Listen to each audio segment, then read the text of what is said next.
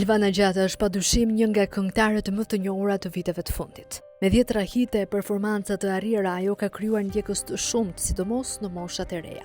Megjithatë, artistja si shumë kolegë të saj nuk i ka shpëtuar virusit që të bëhet fazade aktiviteteve propagandistike të kryetarit të Bashkisë së Tiranës, Erion Veliaj, i cili gjendet në burg për korrupsion prej shkurtit të vitit 2025. Në disa kaseta të gatshme të shpërndarë nga Bashkia e Tiranës në kohë të ndryshme, Elvana Gjata shfaqej në krah të Veliajt, diku duke shpërndarë ushqim për familje të varfra, e diku tjetër si bashk pjesëmarrëse në një prej formateve më të ndjekura reality show, Big Brother. Natyrisht Elvana dhe Veliaj kanë pasur raport bashkëpunëtorësh me përfitime, ku kryebashkiaku kuronte imazhin e tij jo shumë real si ardashës, ndërsa këngëtarja përfitonte të ardhurat si profesioniste.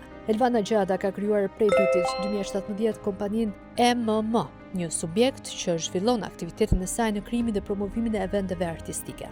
Në vitin 2023, kompania e saj ka marrë një pagesë në shumën prej 50.000 euro nga Bashkia e Tiranës e drejtuar nga Erion Veliaj. Por ndërkohë që ky bashkëpunim nuk duket se ka pasur probleme, një bashkëpunim i pashpallur për publikun me studios së Elvana Gjatës dhe kompanisë Google të Arbër Veliajt, vëllait të vogël të kryebashkiakut të Tiranës, është përfshirë në sitën e hetimeve në prokurorinë e posaçme SPAK. Në fillim të vitit 2025, prokurorët nisën një hetim për Erion Veliajin dhe bashkëshorten e tij Ajola Xoca. Në vijim të këtyre hetimeve, hetuesit krijuan dyshimin se në skemë korruptive dhe pastrimi parash mund të jenë përfshirë edhe Arbër Veliaj nëpërmjet kompanisë së promovimit Google SPK. Ndërkohë që vëllai i madh po pret gjykimin për 13 akuza, nën prej të cilave për korrupsion, vëllai i vogël vijon të jetë i lirë, por me agjentët e Byros Kombëtar të Hetimit në përkëmb. Në prill të vitit 2026, gjykata e posaçme urdhëroi kontrollin e zyrave të kompanisë Google.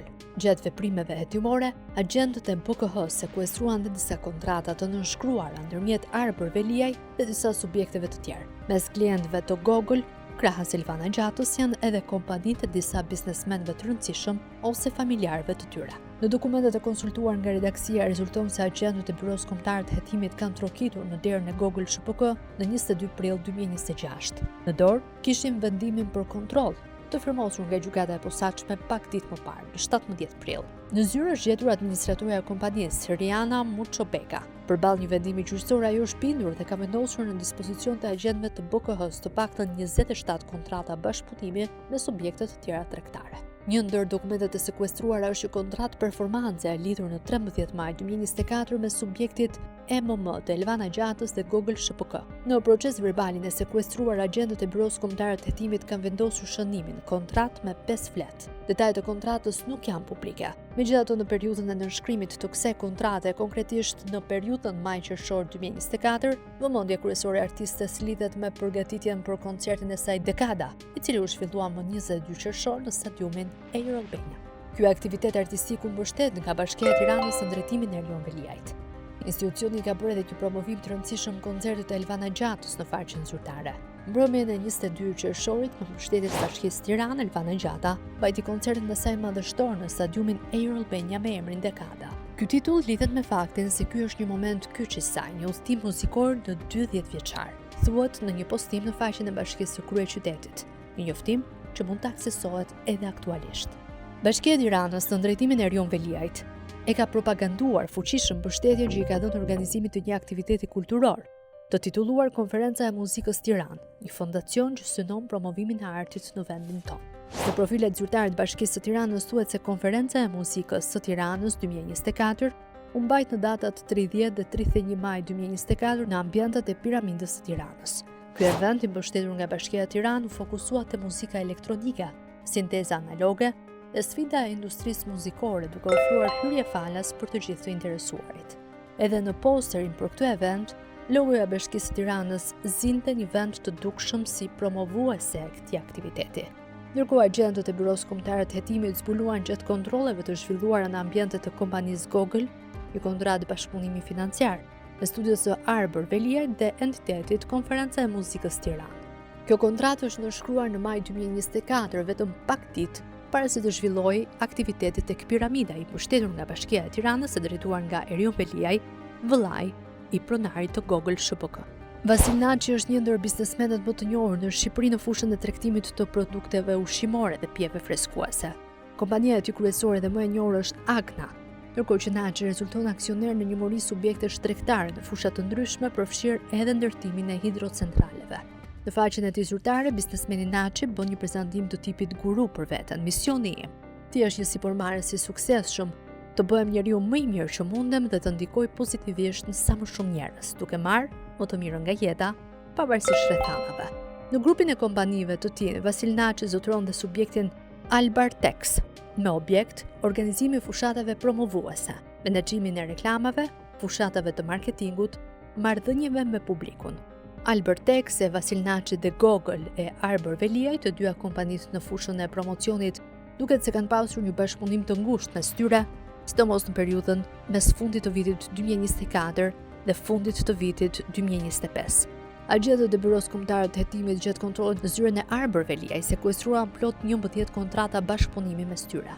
2 kontrata janë nënshkruar në 30 dhjetor 2024, 2 të tjera janë nënshkruar në periudhën janar deri në 5 shkurt 2025.